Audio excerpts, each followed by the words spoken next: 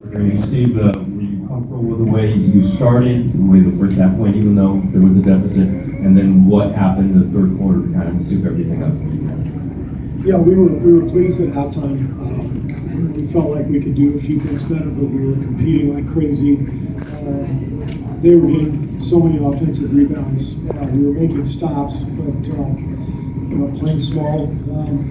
Sometimes you're going to get beat on the boards, and that was a problem in the first half. But we walked into halftime feeling pretty good about the way we were competing, the way the game was going. Did you feel that Steph and Clay were getting the looks that they were going to start making? I thought, they each made a few. We had some good possessions. I thought I thought Steph was a little bit in a hurry. He wanted so badly to break out. I thought he took some tough ones. They were switching everything, and I thought if he was a little more patient, he could have given it up and gotten it back, which he did more of in the second half. But all in all, we were very pleased with the way we were playing, and we thought over the course of 48 minutes that it would pay off. You're in the front. Hey Steve, Phil Barber, Santa Rosa Press Democrat. Early on, the Cavaliers and especially Tristan Thompson were really hurting you guys with offensive rebounds. As the game went on, not so much. What changed there? Well, I thought we got some really good minutes off the bench from McAdoo and Varejao. They came in and it may not seem like much, but just a handful of minutes where you're scrapping and clawing. That was important, and I thought Andre was brilliant, defending and boxing out and chasing down loose balls. And I don't know. I mean, in the end, we out-rebounded them, which seems crazy given what it looked like in the first half.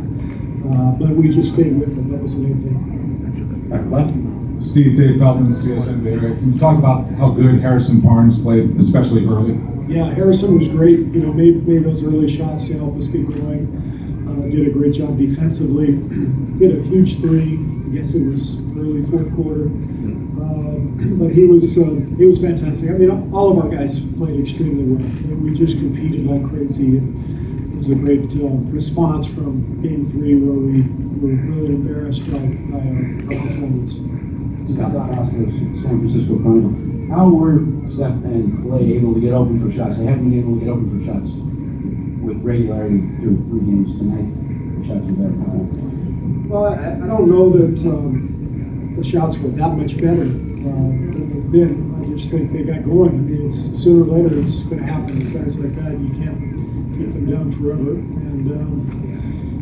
And sometimes our best offense is our defense, and we were making stops, and we were able to get out and run and kind of flow into our offense. So maybe they got a few extra looks from that, but mainly it was just kind of law of averages took over, I think. Roll Cone, Santa Rosa Press Democrat.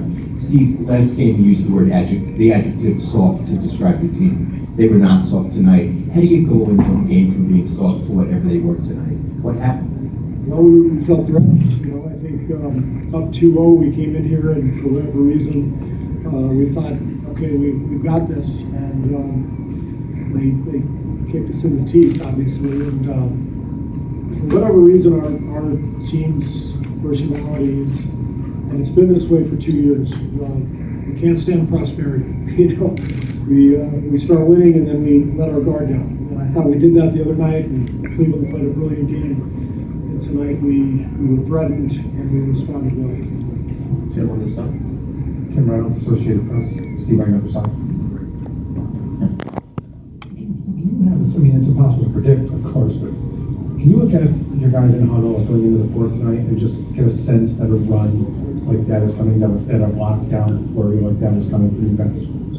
Well, we felt pretty good, as I said earlier, about just the way the game was going. And we always feel comfortable that if we're competing and defending, that over 48 minutes, we're going to break loose at some point offensively. So the main focus has to be defense. Every possession, we did a really good job of defending the three-point line after the first few minutes. I think they hit 3 threes in the first 3 or 4 minutes. And so anytime we're defending like that and competing, we just feel like over the course of the game, we're going to have enough offense that'll come our way to win the game.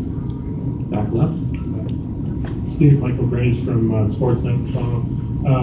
Couple of questions. One, you talk about your team not standing prosperity. How do you get them to focus on the small job in Game 5 versus what's at stake there? And then the offensive rebounding, Tristan Thompson, for example, really had you going in the first half, and that totally flipped around in the second. What did you guys do to change that?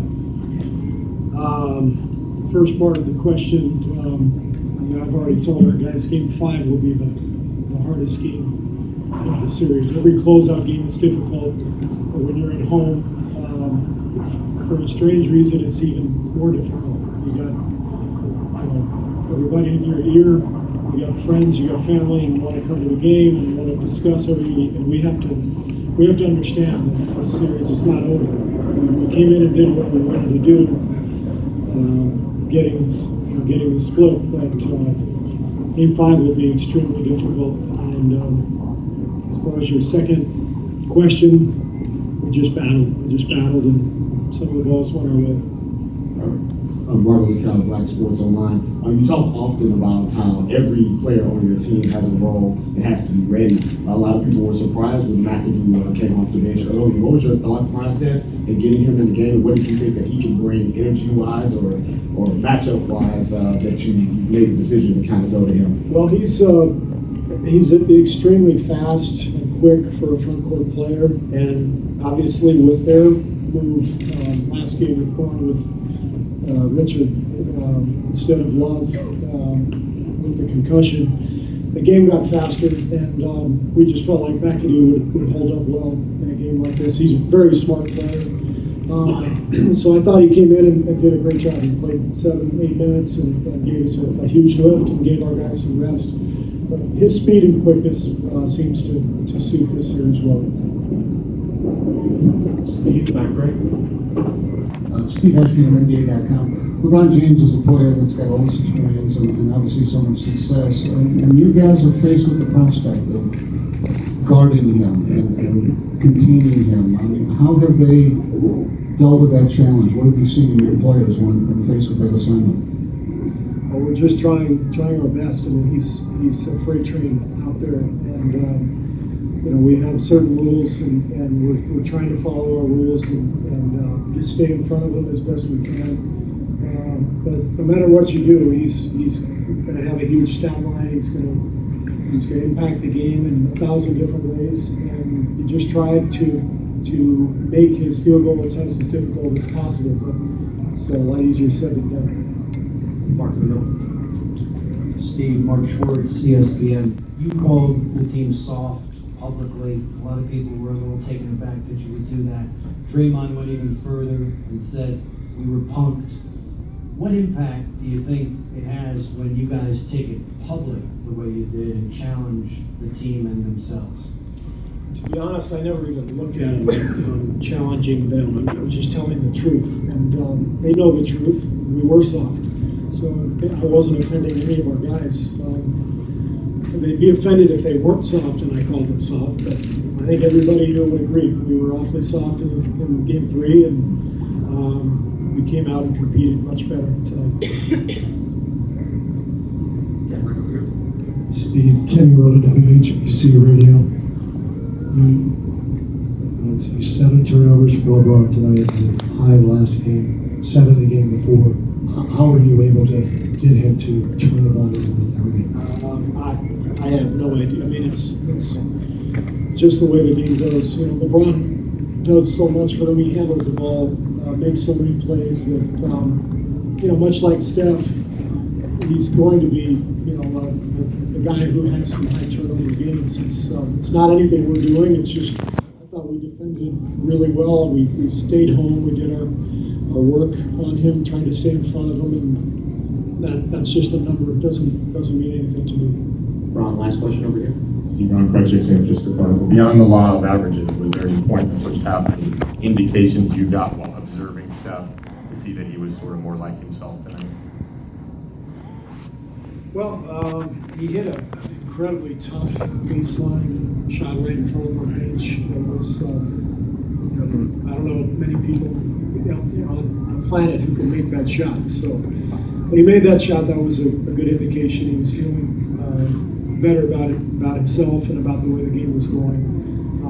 But again, he's Steph Curry. You know, he's the MVP for a reason. He doesn't have the size and the strength to dominate a game physically, so he has to dominate with his skill. And that's not an easy thing to do because your shot sometimes isn't going to go in. So he has a lot of faith in himself, and he trusts his shot, and he just kept firing, and tonight they went in. Thank you, Coach. Thanks. Coach Lou will be next. Players for